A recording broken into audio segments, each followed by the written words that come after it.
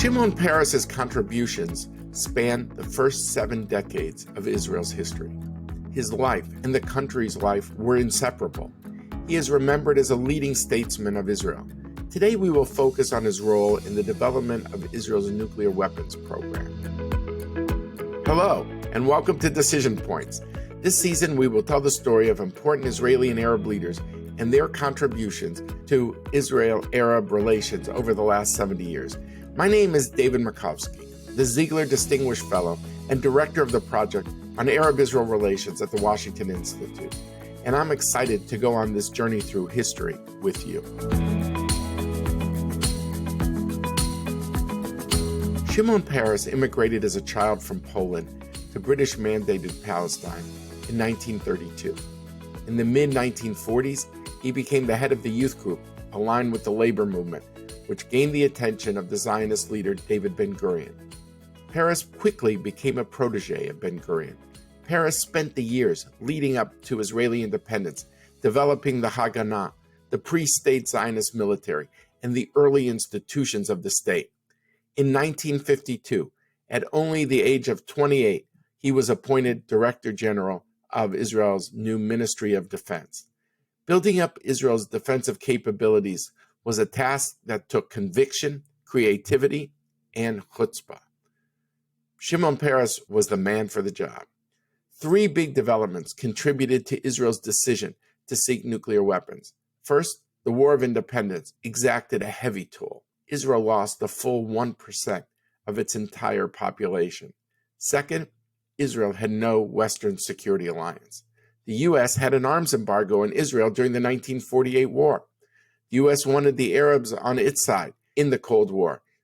Third, the war did not end Israel's enmity with the Arab world. To the contrary, Egypt's Gamal Abdel Nasser saw conflict with Israel as a galvanizing force in helping shape Arab nationalism.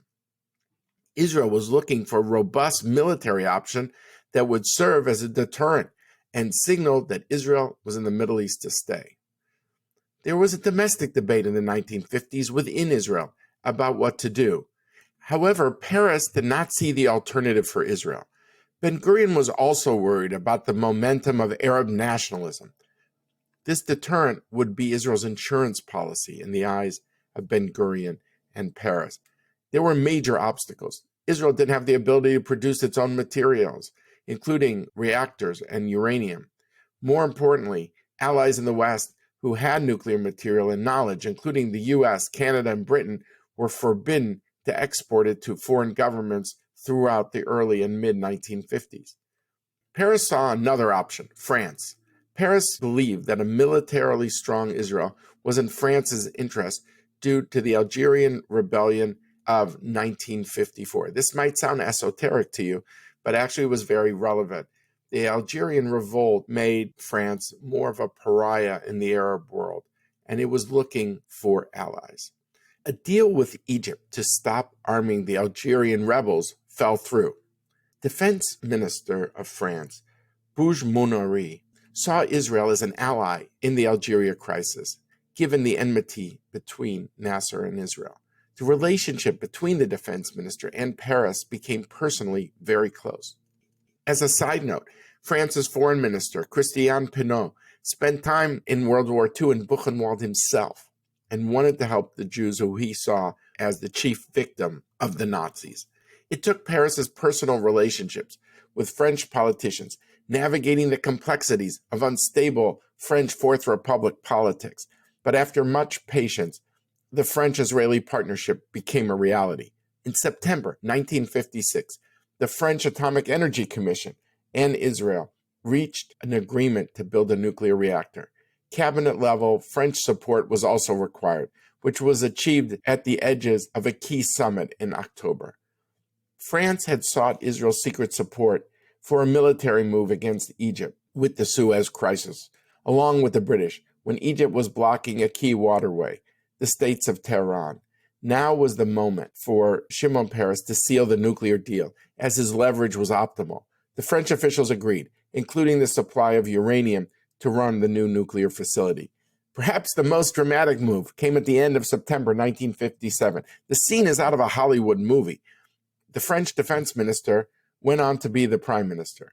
After the Suez Crisis, there were more arms sales from France to Israel. However, the nuclear deal was not yet complete, as Peres wanted also a plutonium separation plant. However, the French government was about to lose its parliamentary majority due to the controversy over Algeria. If the prime minister went down, so did Peres's hopes. It was literally a race against the clock. Peres engaged in a series of marathon meetings to get the required signature. In fact, the signature of the prime minister actually came after the government fell, but the prime minister post-dated his signature. Construction began in 1958. Materials were dramatically snuck past French custom officers to protect the top-secret project. The reactor went critical in the early 1960s, and Israel most likely obtained its first nuclear weapon before the 1967 Six-Day War.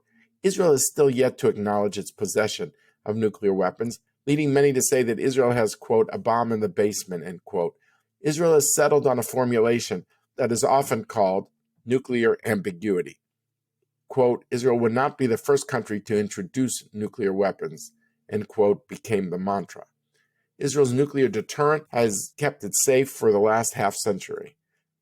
Without Shimon Peres' outside-the-box thinking and daring perspective and persistence in the 1950s, Israel's place as a military power would not have been secured. To discuss this incredible episode in Israel's history are two experts who know this period and know Shimon Peres very well, and they're going to be joining us in separate conversations from Israel. First, Nimrod Novik. Nimrod Novik served as foreign policy advisor to Shimon Peres for years, and he's really been a leading confidant of Shimon Peres for decades. Nimrod Novik is an advisor, a consultant for the Israel Policy Forum and for a group called Commanders for Israel's Security. We're also joined with Shai Feldman. He was the director of the Crown Center for Middle East Studies at Brandeis University. He's on the board of directors of Harvard University's Belfer Center at the Kennedy School and is the author of 6 books, several of them focused on Israeli nuclear deterrence. He's currently the president of Sapir College in Israel. I'm delighted to be joined to discuss this important episode in Shimon Peres' life, straight from Ra'anana, which is just outside Tel Aviv, with Nimrod Novik. So we're trying to understand how this guy, Shimon Peres, he hadn't turned 30 years old when he was director general, which means the top professional in Israel's blossoming new defense ministry. The state had just been formed. So how did Peres manage to advance to such a high position at such a young age?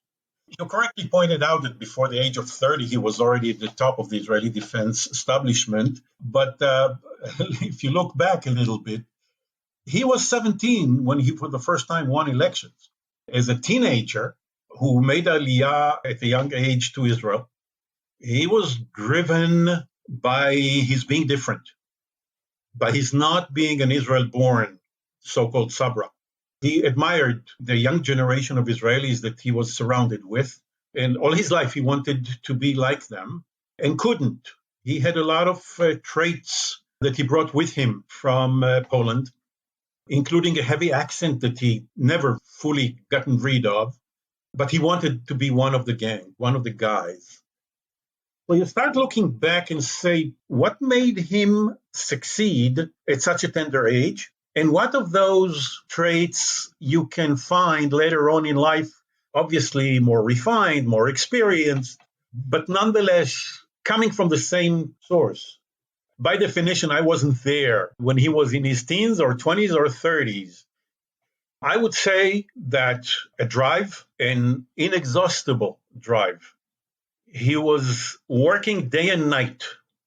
He needed very little sleep. It became already almost legendary. 4 hours or so, and he was fully energized for a full day's work. And he didn't waste a minute on anything but his ambition. And his ambition was up and up and up in the decision-making, in the national decision-making, in the partisan decision-making, in order to become one of the elite. It did not come natural. He was not born like Dayan to an elite family and many of the others with whom he competed and then became partners. So this outsider was driven to create a place for himself in the national leadership from his teens. Second, I would say something that played both ways in his career, and that was his creativity and imagination. Sometimes it went that far as people looking at him and dismissing his ideas as totally ridiculous, detached from reality, and not plausible. At other times, and particularly in retrospect, people were saying, wow, he really saw that very early on.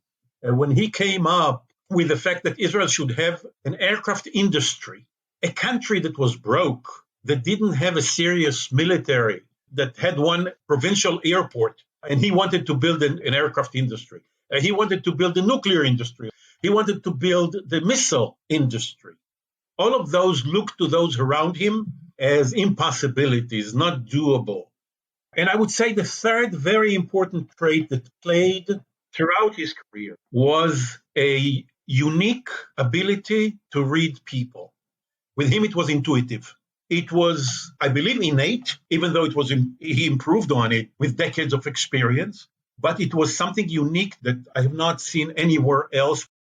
And maybe one more, which is not associated with Peres, but I think was very pronounced for those who saw him close by. Peres was blamed by his adversaries all his years as someone who seeks publicity. And as a politician, he certainly did. But what few were aware of is the extent of his discretion when it came to serious matters. Even issues on which, as a politician, he should have gotten a lot of credit, he kept very quiet about.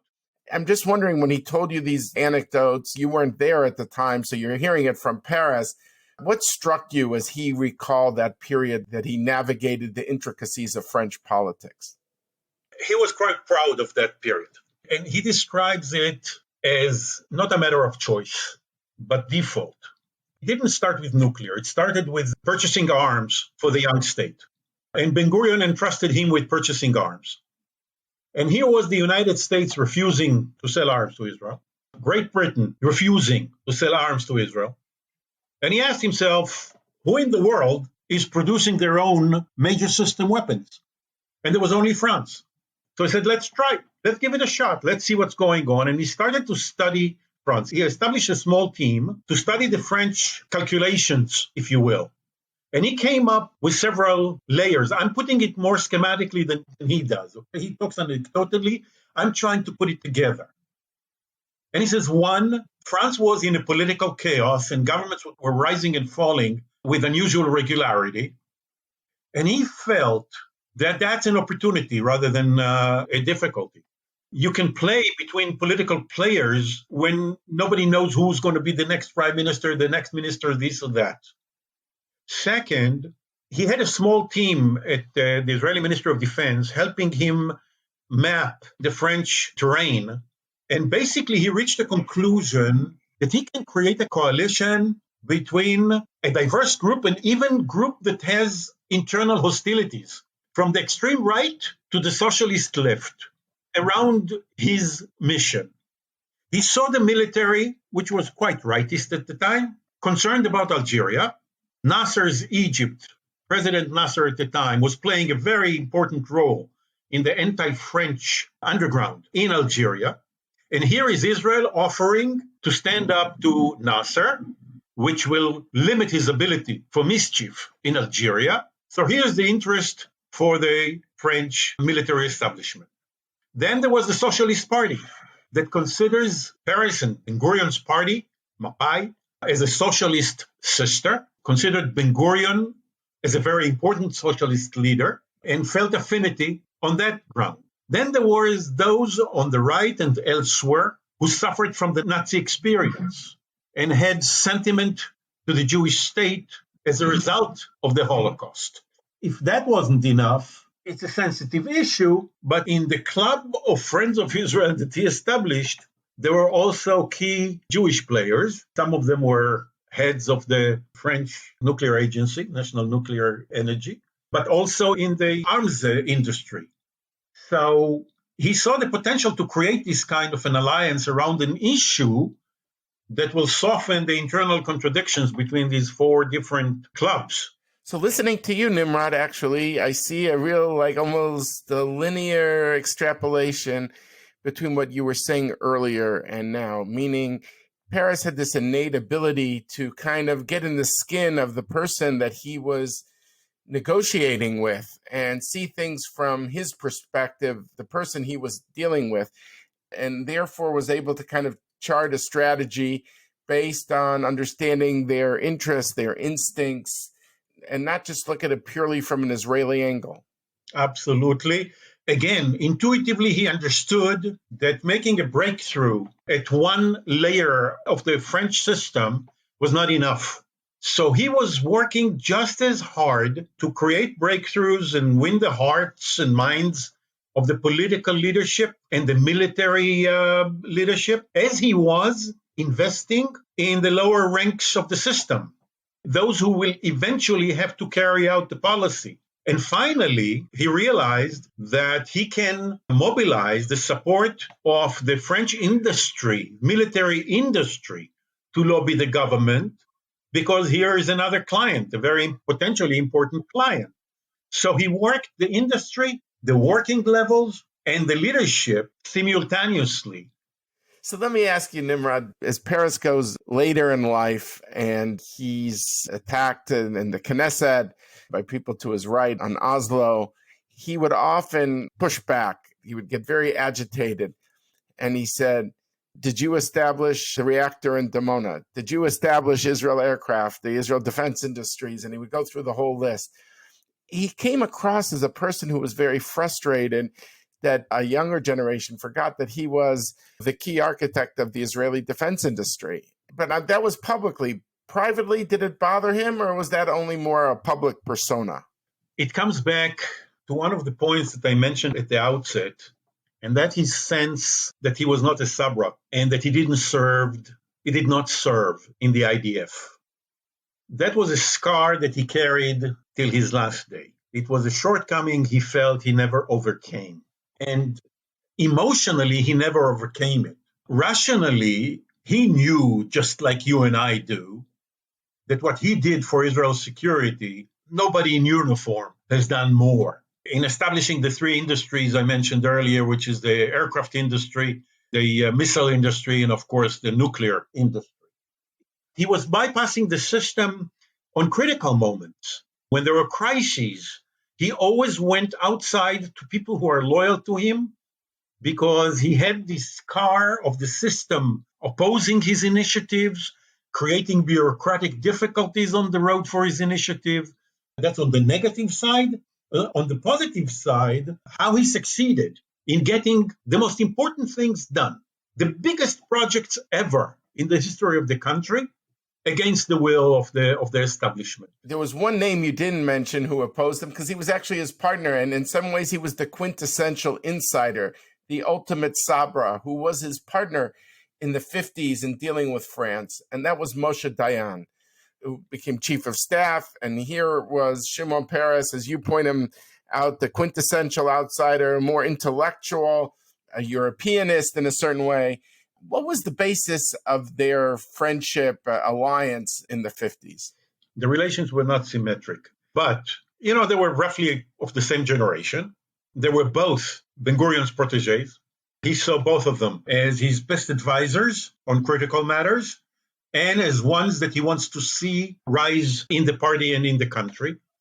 But it was not symmetric. Dayan did not like Peres. As most Sabras, he didn't like certain traits that Israelis in their arrogance, born Israelis in their arrogance, attributed to East European Jewish traits. But he knew that Shimon was a very creative thinker, was always coming up with solutions outside the box. He knew that Peres understand third parties better than anyone and could help navigate them, and knew that Ben-Gurion will not tolerate undermining him. So on that basis was the alliance. From Peres' perspective, he admired Dayan to no end. He was everything he wanted to be. It's the uniform, it's the mentality, it's the straightforward, it's the I don't care what they say about it, I'll do the things that I believe are right. Nimrod, I want to thank you so much because you have really given us a window into that thinking in the 50s, even though you weren't there, but given the decades and decades you spent with Shimon Peres, it rings true to me. My pleasure. So, Shai, how much of the alliance with France was driven from Israel's perspective by a desire to say it had a bigger patron? How much of it was driven by this desire for a bomb? So first of all, the desire for an alliance was driven actually more than anything else by the absence of alternatives. As I said, the US was not an alternative. There was an effort from the beginning, from the early 50s, to achieve the same goal with the US. But as I said, the US foreign policy at that time was under the very strong influence of the Arabists. They, of course, also were not happy with Nasser. That wasn't the question. The question was, where do America's national interests, where do they reside? And the general consensus at that time was that most of America's real interests were in the Arab countries because of oil. And then, of course, by that time, again, Stalin's Russia had turned away from the Zionist project. So it's not as if there was a real strategic choice. The turn to France was simply an opportunity. It was really a result of an accident. If France didn't have the interest that it had in trying to stop the rebellion in Algeria, and if it did not perceive Nasser as fueling the revolutionaries in Algeria, that opportunity would not have been there. So it's not a matter of weighing different strategic options at that point. And here you have Peres, who is exploring the French scene, and the fact that Peres, at this point, he's the deputy defense minister of a socialist-led government in Israel, and the socialists are in power in France, is in a position to explore this option and discover that it exists. So it's not as if this was driven by some consideration about building a nuclear option. The relationship between the two countries' defense communities was very, very strong. And at least there is a French-focused narrative that said that essentially Israeli officials were coming in and out of the French defense ministry in the eyes of some French nationalists as if they owned the place. And de Gaulle becomes president and expresses dismay about this phenomena. And he wants to reconquer the defense ministry of France to become more French again. But we have to remember that despite all the so-called cooling that follows de Gaulle coming into power, Israeli-French military relations and defense relations continue way into the 60s under de Gaulle.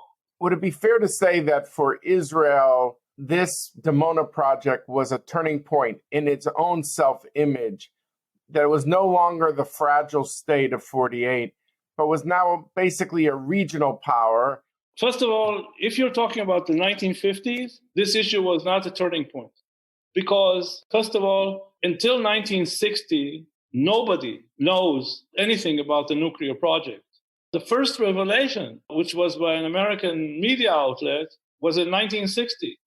The compromise between the two camps, the deterrence camp, and those who didn't believe in deterrence, was that you gradually build some kind of an option, but you definitely don't attribute to this option the same kind of deterrence robustness, first of all, that the French school attributed to it, and in fact that France began to attribute in the 1960s.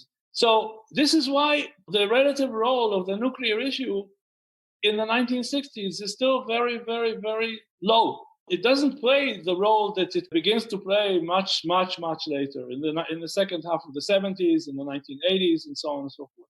So you can't say that in that sense it played a role in affecting Israel's self-perception, that somehow the nuclear dimension affected Israel's self-perception because of the alliance, because of 56.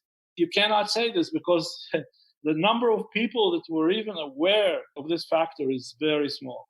But how do you attribute, though, Israel's success in dealing with the Arabs and the U.S.? And I realize these were long processes. This, as you said, this did not happen overnight. And many of the issues that Israel's had with, even with the U.S. on nuclear nonproliferation, took a long time. But somehow Israel came up with this formulation that it will not be the first to introduce nuclear weapons into the Middle East. These formulations over time, not immediately, I grant you, but has somehow eased most of the Middle East and the United States to have been a formulation that people found not to oppose. It's a big question, and unfortunately, I don't think it has a simple answer, but I'll give you a few dimensions of this.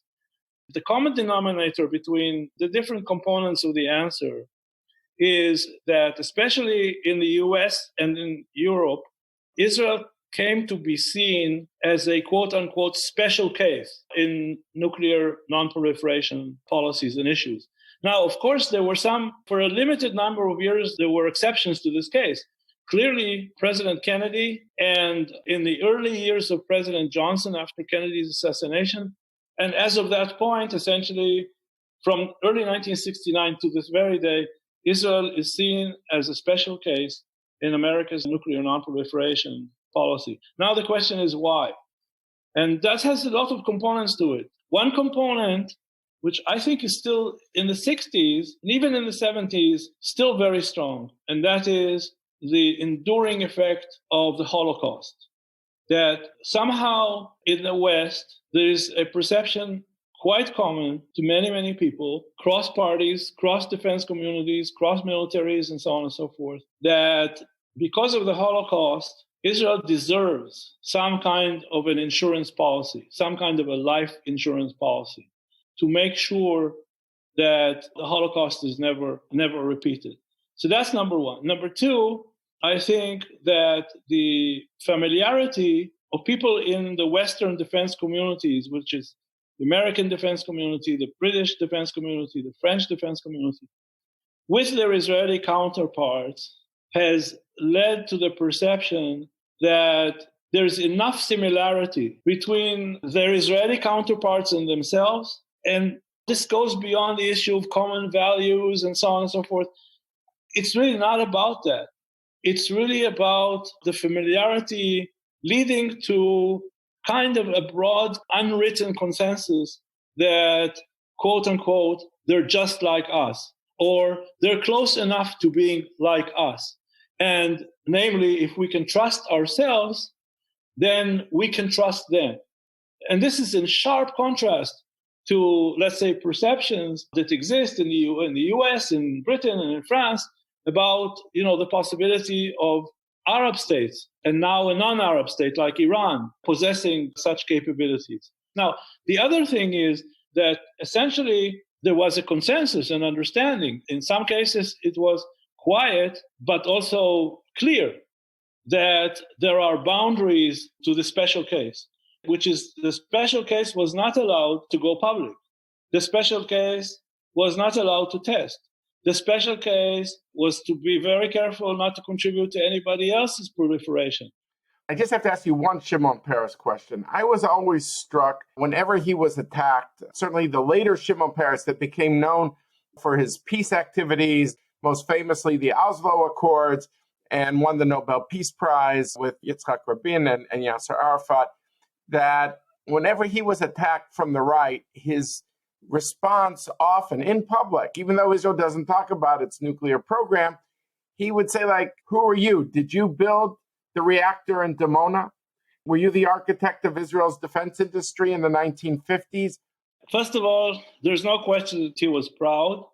There is no question that he, let's say, took comfort or gave himself credit, and he deserved the credit for having the role that he had in developing Israel's overall deterrence, especially in cases when it was tested.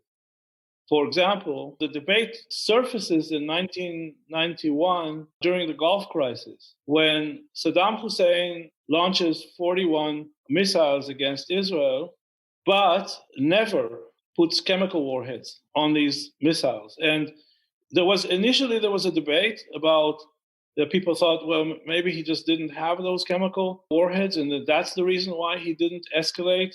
Because remember, he tries for like 10 or 11 days to get Israel involved in the Gulf War so that he can transform the Gulf War into an Arab-Israeli war. And he fails to do this by using conventional warheads on these missiles. So you could say, well, then why didn't he escalate this to the use of chemical warheads? The reality is he didn't. And although there was some debate as to whether he had them, after the war ended and UN inspections began in Iraq, well, all these chemical warheads were discovered. So we know conclusively that Iraq had chemical weapons and didn't use them. So that was taken by some people as confirmation that somehow deterrence works or worked, despite the skepticism of some people in the 50s and 60s and 70s and even in the 80s. So yes, Peres took some pride, and in some ways you could say he, of course, the question is how much was it him and how much was it Ben-Gurion? I mean, Ben-Gurion was he was the grand strategist of Israel. I don't have an answer to this question. But regardless, in terms of the Israeli Defense Ministry and the nuclear, Peres had a lot to be proud of, because I think there is no question that Peres' contribution in the 1950s and 60s to Israel's national security was immense. But culturally, we have to remember the centrality of the military and military service in Israeli culture in the immediate aftermath of 1948 and through the 50s and through the 60s and so on and so forth. And here, the fact that Peres didn't serve in the military caused him to always be, to some extent, on the defensive. This issue was not so much between him and the right wing. This issue was between him and his opponents within the Labour Party. There was something always defensive about Peres' response on this issue, and I say it's psychological because in reality, Peres had nothing to be defensive about. He had everything to be proud about, and yet he found himself on the defensive. And I actually think that this also explains to some extent some of his electoral defeats. Fascinating. I really want to thank you, Shai, for a very rich conversation. I think you really shed light on this important episode of Israel's history of the 1950s. My pleasure. Thanks both to Shai and Nimrod for their fascinating insights. Shimon Peres, who held every key national security position in Israel from the 1950s to 2014, including twice being prime minister and being president, is remembered by Americans, Israelis, and the world for his peacemaking efforts at Oslo, starting in 1993, all to the present. Yet people forget the early Peres for his key role in securing Israel's ultimate nuclear deterrent and being an architect of Israel's defense industry. It is crucial to remember how all this unfolded so quickly after the Holocaust. This is also a key part of his legacy that hopefully we shined a light upon today. Thank you all for joining us. Please go to your favorite podcast app and subscribe, rate, and review Decision Points. And please tell your friends. I've also recently published a book co-authored with Ambassador Dennis Ross on 4 key Israeli leaders called Be Strong and of Good Courage, How Israel's Most Important Leaders Shaped Its Destiny. I want to thank all of those who made this podcast possible. Our coordinator, Basha Rosenbaum, a researcher, Scott Boxer, Jeff Rubin, Scott Rogers, and Carolina Krauskopf of the Washington Institute, Richard Myron and Anouk Millett of Earshot Strategies, and Paul Woody Woodhull of District Productive. Thank you all.